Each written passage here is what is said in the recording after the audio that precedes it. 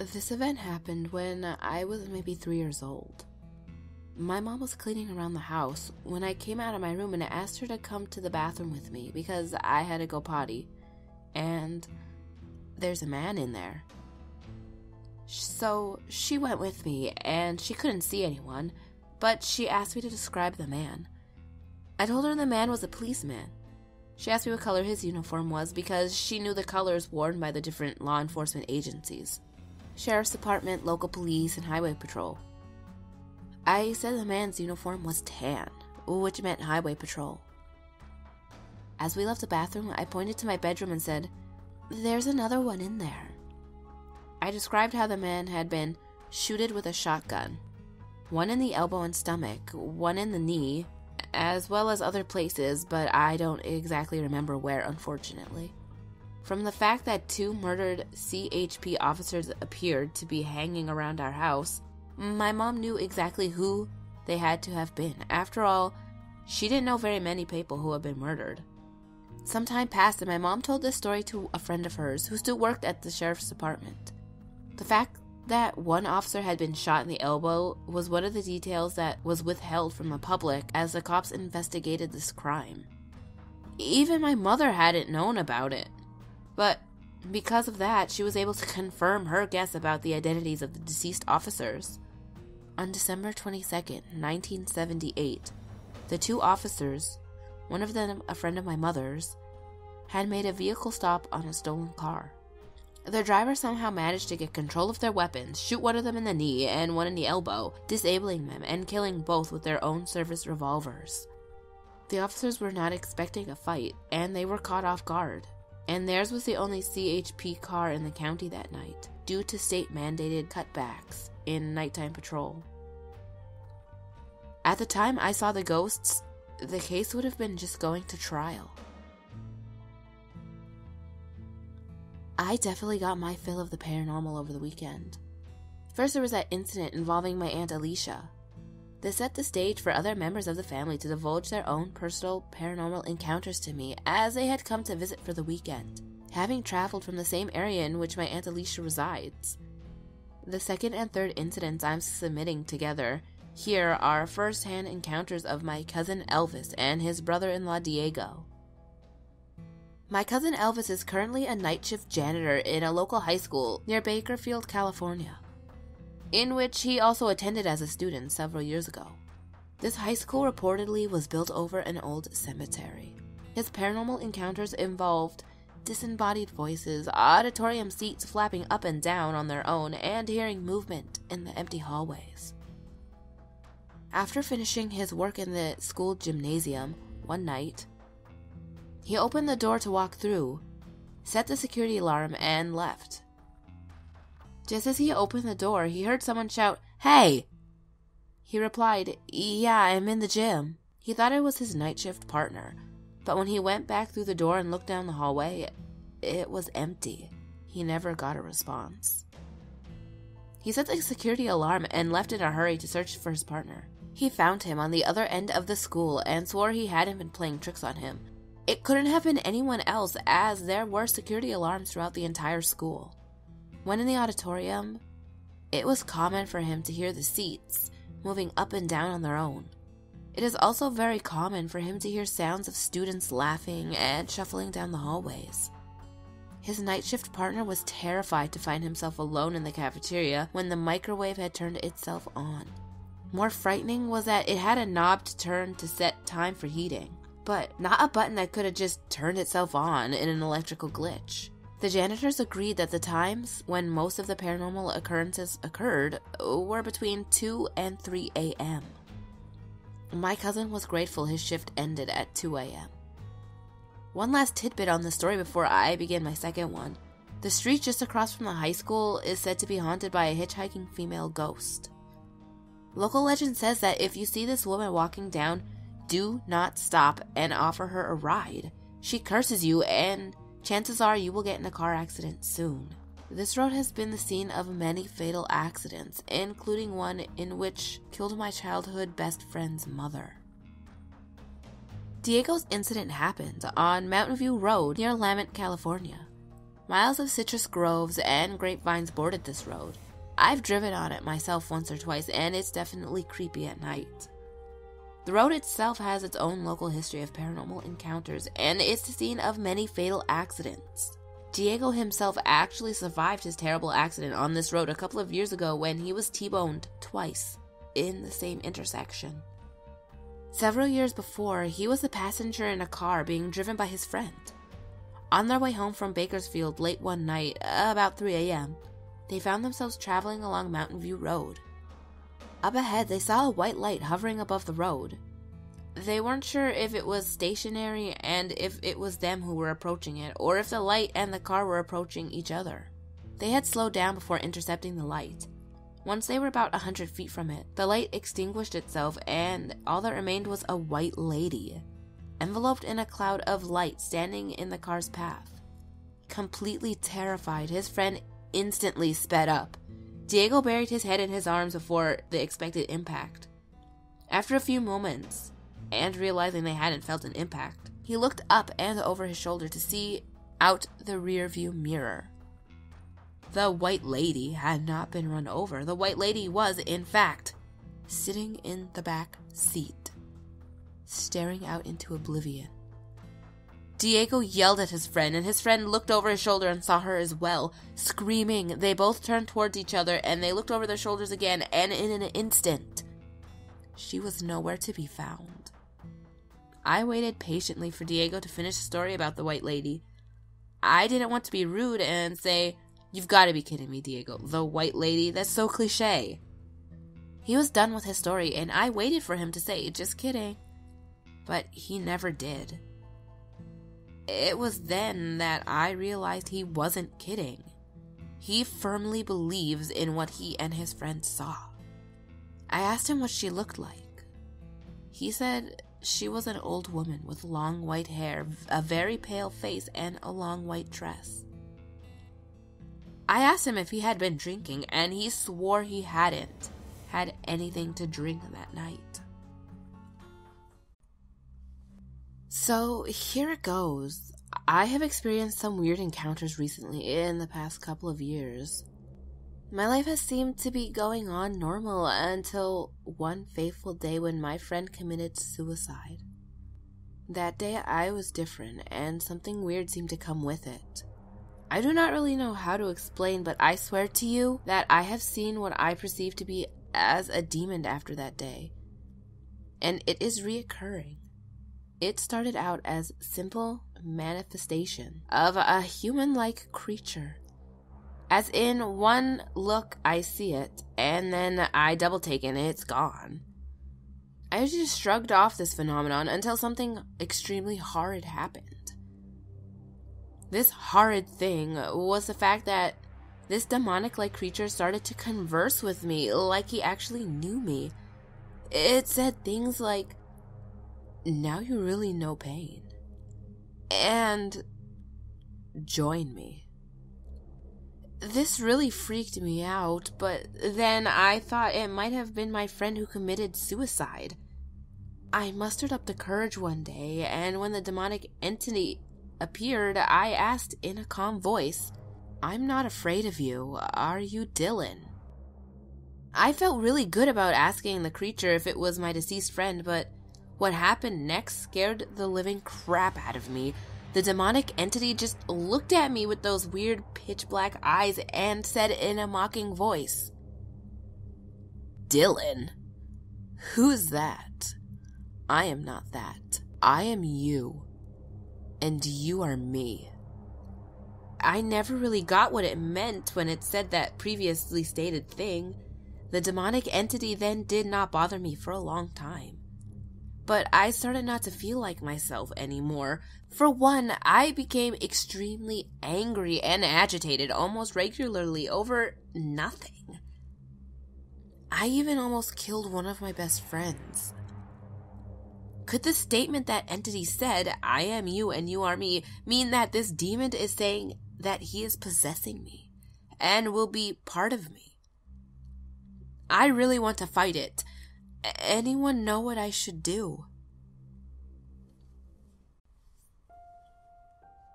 As a young girl, we moved around quite a bit. Eventually, we moved away from the tropics and headed to California. When we first moved to the United States from the Cal Zone, it was strange to see how close together the homes were built. We moved into a new development called Santee Lakes, and the new homes were surrounded by older neighborhoods. I loved our house in that neighborhood as we overlooked a huge canyon. At nighttime, we would sit outside and stare into the blackness. Being that there were no lights to block out the stars in the night sky, we saw every single falling star. It felt magical sitting there under a star-filled sky. It happened when I was 6 years old.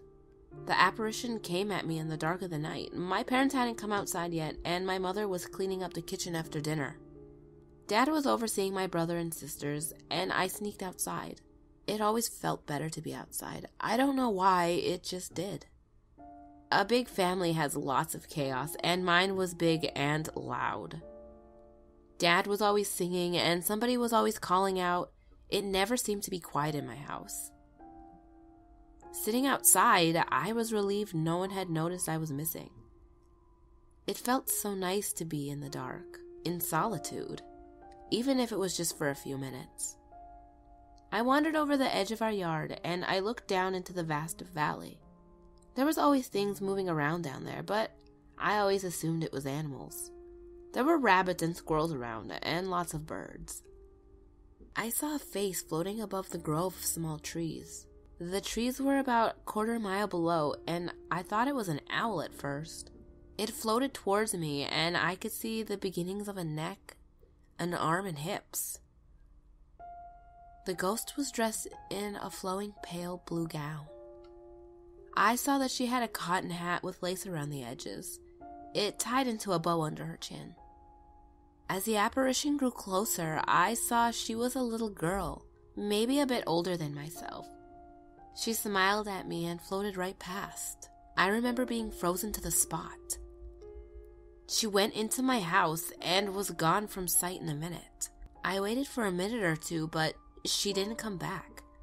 Running into the house, I looked for her. Normal stuff was going on, and no one had seen her, I guessed. I didn't say a word to anyone, but my dad asked me who I was looking for. I didn't answer him, and I pulled open closet doors and ran all the bedrooms. When I was convinced she wasn't hiding, I gave up my search. Everybody started to go outside, and I was the last one out the door. I was determined to find this girl. She didn't reappear until my bedtime. I saw her playing with some of my toys on the floor. I sat up in bed, and she faded away. We only lived in this house for a couple of years, but the ghost showed herself to me at least once a week. She traveled from the valley to my house almost weekly. I wonder if she was buried there. I was looking through a history book one day and saw a picture of children dressed and running alongside wagon trains. You know, back in the prairie days of old, when people headed west. Maybe this little girl was from this era. I will never know. I went up to the area a few years back, and the whole area was overdeveloped. Homes now filled the valley, and our old home looked so different. I hoped and prayed she was at rest now. Who knows? Maybe she still haunts the old house. Throughout my life, I have been unfortunate, or fortunate, depending how you look at it, to live in several haunted homes. I'll start with my most extreme, the house on 2nd Street. About 10 years ago, I lived in a Victorian in downtown San Jose, California. I rented the 2-bedroom, 2-bath downstairs portion of the estate, which I shared with my then boyfriend and roommate. Our portion of the house came with the large parlor, living room, dine-in kitchen, storage room, backyard, and detached garage. The house was located next to an abandoned church and across from a funeral home. Perhaps the funeral home changed the energy even more. Regardless, there were many supernatural and inexplainable occurrences that happened there. My first experience in that house happened when I was reading in the front parlor one night. I was sitting on my L-shaped couch, facing the bay windows at the front of the house. To my left, past the wooden pillars, was the entryway where my tabby kitten, Luna, was playing. He was playing with the bottle cap. That must have been lost during our last party. As Luna slid the metal cap across the linoleum floor, I was intensely reading about tapping into my intuition. Possibly my first mistake. My right ear was plugged, more than likely from cleaning too often.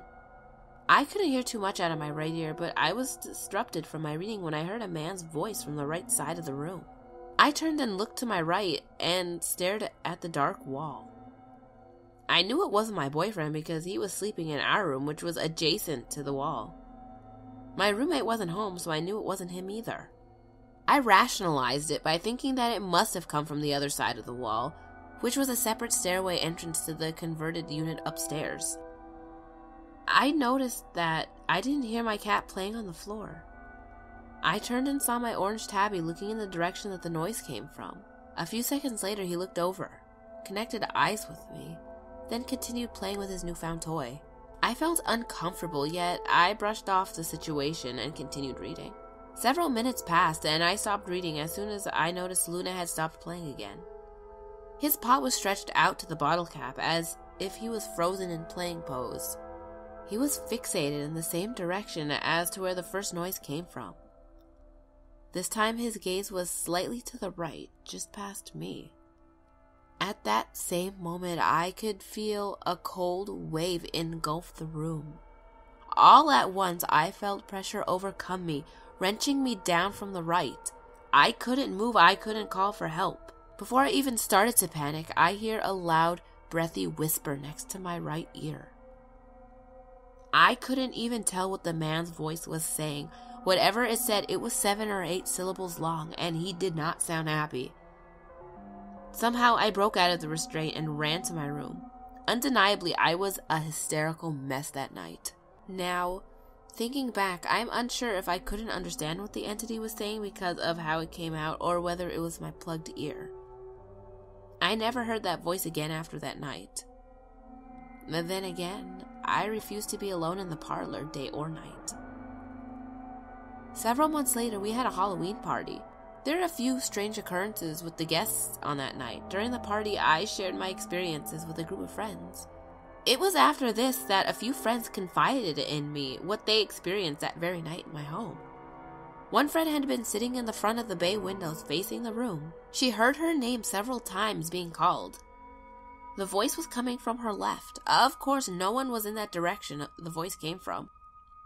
A friend's boyfriend had gone to use the bathroom at the far end of the house, past the kitchen. He was hesitant to share his experience since he didn't believe in the supernatural. He told me he was standing in the bathroom when he heard someone enter the restroom. The door was locked. It being a small bathroom, he knew he was alone. He suddenly felt a force go through the front core of his body and out his back. It happened quickly, but the force of it made him stumble back. Needless to say, his perception has changed that night. Months after these events, I had another experience in my room. I was sitting on my bed with my cat at my feet, reading a magazine. I was alone and I felt stuck in my room because the light in the living room had burnt out. I had gotten distracted while searching for a bulb and it got dark out. I would have to walk through the dark room in order to get to the front or back of the house, so I took refuge in my room. In the middle of reading, I heard a noise come from the parlor, then the living room, which was outside my room. Alone in the house, somehow I knew that it wasn't someone that had broken in. It was something that was already in there. I heard a big thud and a clanking sound come from the living room. I recognized that the sound was the 6-foot metal ladder falling to the floor.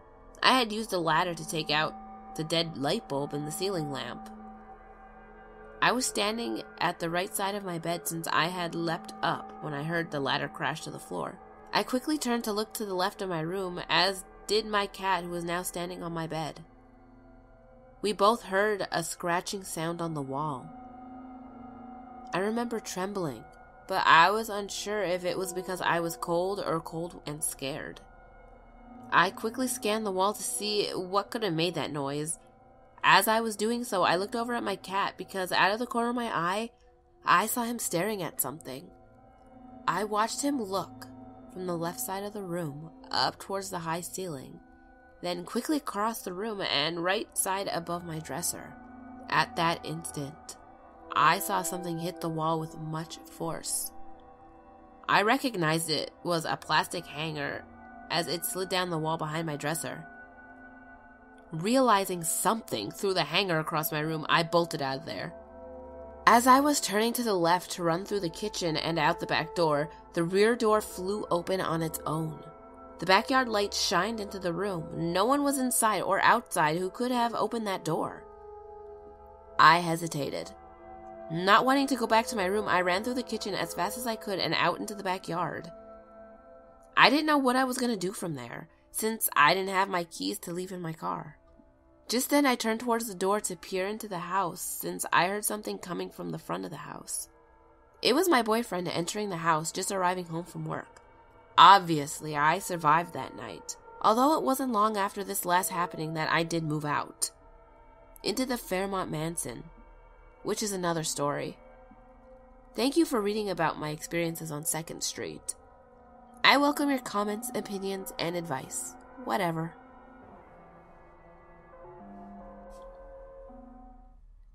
I hope you ghouls enjoyed Ghost Stories from California. And I hope that my annoying, congested, sniffly voice wasn't that unpleasant for you, because I editing my voice and stuff, it's just like, I sound horrible. I want to punch myself in the face, but I'm going to put a video out for you ghouls, because I love you and I appreciate you. And you guys, you ghouls, you got me to 700 subscribers. We went from 600 to 700 in like a week. That's insane. Ghouls, I don't know what you're doing, but keep it up. Because if it wasn't for you, like, my channel would still be, like, at nothing. So, I thank you so much. 300 more until a face reveal. And I'm probably going to do a Q&A as well, again. So, keep a lookout for that. So, yeah. As always, my last video will be on the top left. My next video will be on the bottom left. All my social medias are on the screen, as well as in the description. And remember, there's always someone or something watching you.